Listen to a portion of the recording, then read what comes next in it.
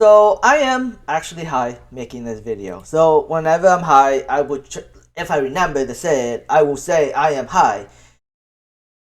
So right now, I'm currently high, and I'm making this video because I thought it'd be a fun video to make, right? Canadian companies versus US companies, right? Like, who will win? So, Sundial Growth is a Canadian company, but they have a possibility to move into the US through their joint venture with Sunstream. So when US legalization not even US legalization. Once what's that company called? Curaleaf or Trueleaf or GTI. Once they list on the Nasdaq or the New York Stock Exchange, I guarantee you, well, I don't guarantee you, I am kind of confident that there's a good possibility Sundial could take over Sunstream and operate the U.S.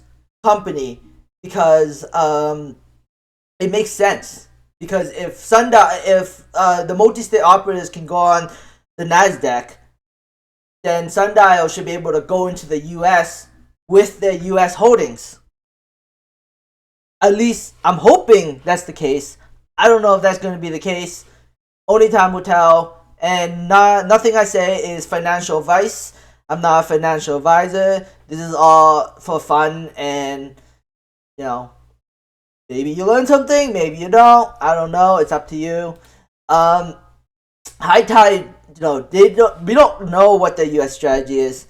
We can only speculate, but Raj did indicate in the conference call that they are talking to companies in the U.S.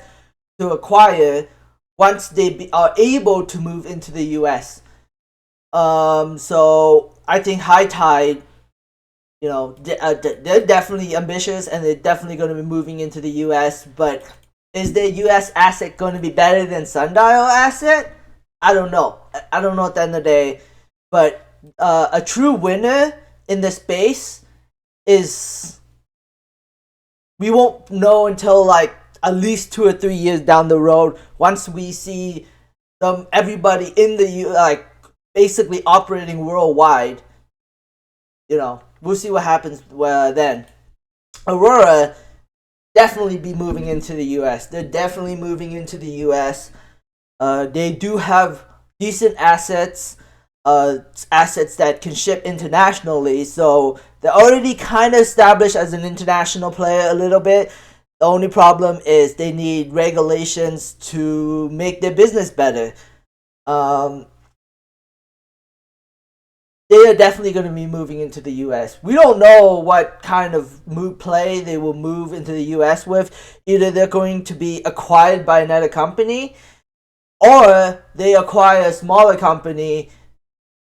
Only time will tell. Or they merge with another company.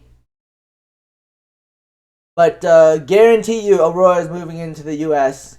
Kronos Group, either they're going to get acquired or they're going to move into the US and try to operate themselves. Only time will tell if what will happen. Tilray Brands definitely moving into the US. No question in my mind they're not moving into the US. And Canopy Growth already in the US with the US holding company.